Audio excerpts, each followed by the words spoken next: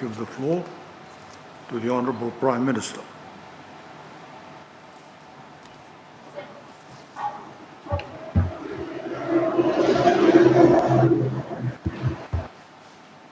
Honourable Prime Minister, you have the floor.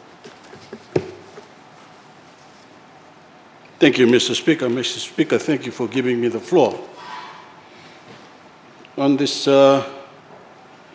particular issue, Mr. Speaker, I rise as the Minister responsible for Foreign Affairs to speak in response to some of the issues raised, as well as in support of the motion that is being tabled that Parliament ratifies the 2005 agreement establishing the Pacific Islands Forum. This is evident through our commitment in our national budget for this financial year and the years before. I will spare no effort, Mr. Speaker, to continue to work with my colleague leaders and ensure that these regional organizations continue to serve their purpose. It is also important to say that with these commitments, regional organizations also have standards and expectations that they need to meet. They need to be accountable. Failing this, Mr. Speaker, we will also not shy away from setting the record straight and ensure that they are made accountable. Why should it not be, Mr. Speaker? My government functions on the principles of good governance, as I emphasized yesterday in responding to Honourable Mbulunauda and Honourable Ngerengere Tambua, and of course, the leader of NFP. Mr. Speaker, the Pacific Islands Forum is the premier political regional body in the region, and we have just celebrated the 50th anniversary of the Pacific Islands Forum early this month, with the theme, Security and Prosperity in Unity. None of them mentioned this in all their irrelevant statements. In looking at the journey of the forum over the last 50 years, Mr. Speaker, there is much that the region has achieved together, including collective action on decolonization, nuclear disarmament, sustainable oceans management, and of course our push for the greater climate action.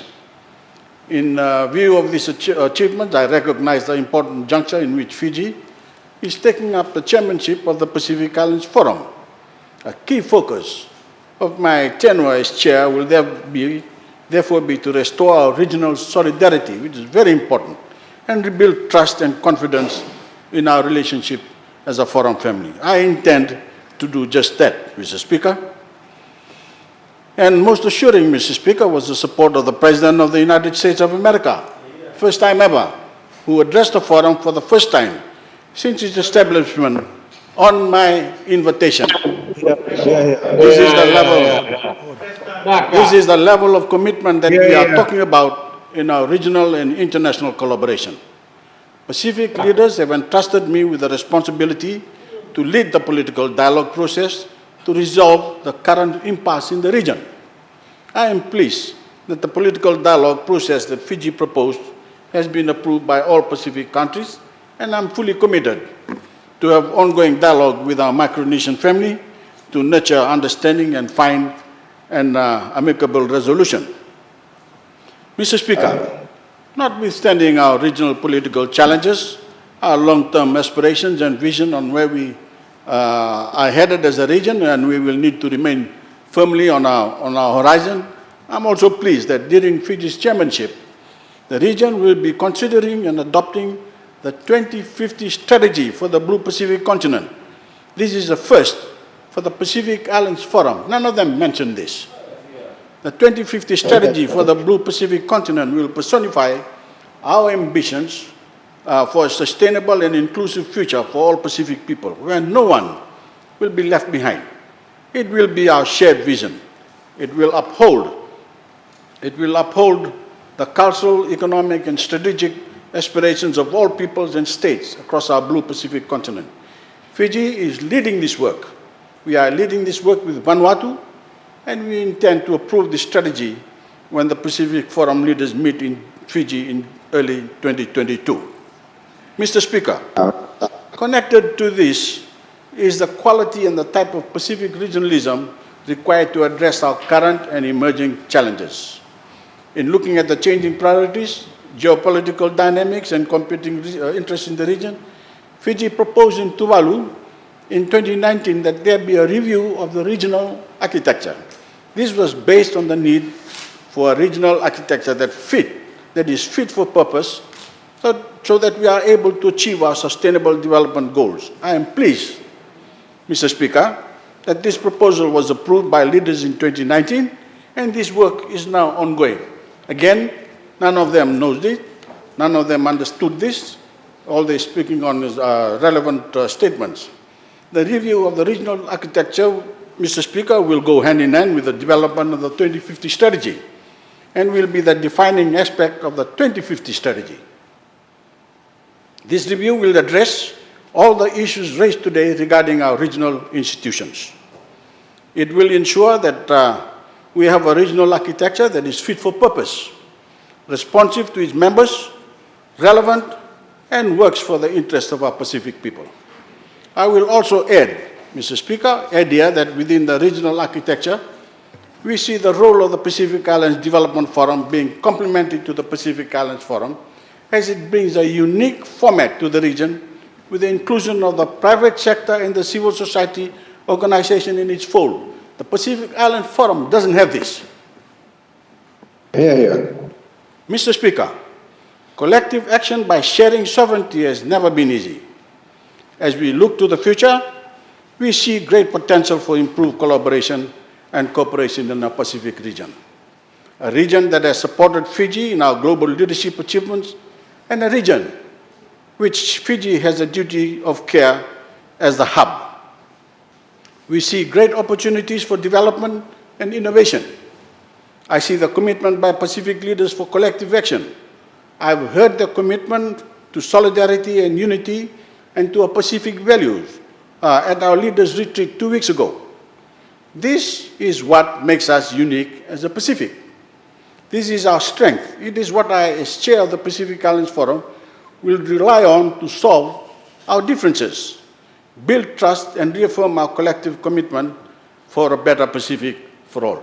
I remain confident, Mr. Speaker. I remain confident that as always, Mr. Speaker, that as always, Fiji will do its part to emphasize unity and solidarity in the region and to ensure that we remain committed to the goals and purpose of the Pacific Islands Forum. Mr. Speaker, sir, lastly, as a founding member, host to Pacific Islands Forum Secretariat and chair of the Pacific Islands Forum, Fiji's ratification of this agreement is an important step forward in promoting regional solidarity and unity. I thank the chair. And members of the Standing Committee for Foreign Affairs and Defence for their work and fully support their recommendation that Parliament ratifies the 2005 agreement establishing the Pacific Islands Forum. But before I sit down, before I take my seat, Mr. Speaker, I'd just like to make a couple of comments on comments that have been made by members of the opposition who have been saying irrelevant statements here. Honorable Bainimarama, Honorable Kepa, who has disappeared from, here she is. Honorable Bainimarama, Honorable Kepa have been talking about the roving ambassador. We have a roving ambassador. The post of a roving ambassador, still exists in the ministry. Given our chairmanship of the Pacific Islands Forum, we have one of the most respected persons in the Pacific and former Minister for Foreign Affairs. Ratu Inoki Kumbombola is my special envoy for the Pacific Islands Forum. This is in line with the government's commitment to the region, and he has been working non-stop since we took over, even before we took over the chairmanship. They don't know that. Honorable Nawekula has asked why has it taken long for Fiji to ratify. Fiji was suspended from the forum, a decision the Pacific regretted. This is something that through our leadership we will not allow any other country to go through. Hence our commitment to resolve the impasse facing the region now. Fiji, just fully joined the forum in 2019 in the leaders' meeting in Tuvalu. We began the ratification process after rejoining the forum. This is the reason why we are here today, debating this motion. Mr. Speaker, it was unfortunate that it has taken us long to ratify this agreement, but it was outside of our control. I hope. I've just explained that to Mr. Nawekula. It went through this year and went out the other year.